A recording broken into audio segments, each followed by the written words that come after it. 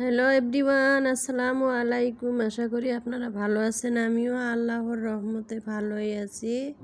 এখন রান্না করতেছি, দেখেন এখন রান্না করতেছি পুঁটি আলু দিয়ে পুঁটি মাছ।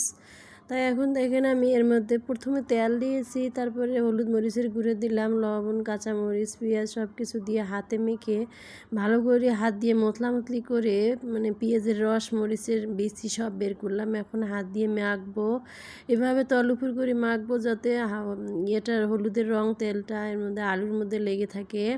তো এইভাবে ভালো করে মেখে নিলে গেলে মানে ভাজিটা চচ্চড়িটা ভালোই হয়। এখন দেখেন মেখে টেকে চুলাই দিয়েছি, এখন টকবকে বলক উঠেছে। আর এখন দেখেন আমি মাছটি হলুদ একটু লবণ একটু মেখে আবার মানে উপরে ছিটাই দেবো। যদি একই সাথে দিতাম, দেখেন এভাবে ছিটাই দিতেছি। গরম পানির মধ্যে মাছ পড়লে মাছ দেখবেন টট্ট লেগে থাকবে, কিন্তু শক্ত থাকবে, মাছ নরম হবে না। আর যদি আলুর সাথে একসাথে মেখে দিতাম তা মাছটা ভেঙে যেত। তাই উপর দিয়ে বেশ বসে দিছি, কারণ আলুতে এখন মানে পূরণ হয়ে গেছে, সিদ্ধ হতে সময় লাগে। তাই উপর দিয়ে বসিয়ে দিলাম। এইভাবে চচ্চড়ি করলে অনেক ভালো লাগে। এখন দেখেন আমি বাটি ধোয়া পানিটাও দিয়ে দিয়েছি। তো গ্রাম দেশে আমাদের মাছ চাষিদের আমি দেখতাম এইভাবে আলু মানে কত জাতের যে রান্না হতো।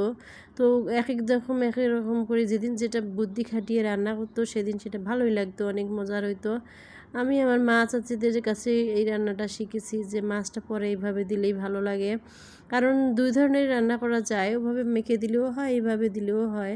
যদি মাছ ভাঙা থেকে মানে বাঁচানোর ইচ্ছে থাকে, তাহলে এইভাবে মাছটাতে আলুর যে সবজিটা আগে দিতে হয় আর মাছটা পরে দিতে হয়। তারপরে একটু ঢেকে ঢুকে অল্প আছে জাল করে নিয়ে ঝোলটা কমিয়ে নিলে গেলে মাছটা হয়ে যায়। দেখেন মাছটা একটাও ভাঙে নাই, আর পরিমাণে কম আছে, মানে মাছের চেয়ে পরিমাণে একটু মানে আলু দিতে হয়। তো প্রায় হওয়ার পথে এখন আমি ধনেপাতা ছিটিয়ে দিয়েছি। আর একটু ঝোলটা কমবে, কারণ একদম মাখো মাখো মানে চচ্চড়ি করবো না, একটু মাখো মাখো থাকবে। কারণ চচ্চড়ি করলে তো রস রস কিছুই থাকবে না। তো আজকের মতো এইভাবেই বিদায় নিতেছি। আল্লাহ হাফেজ।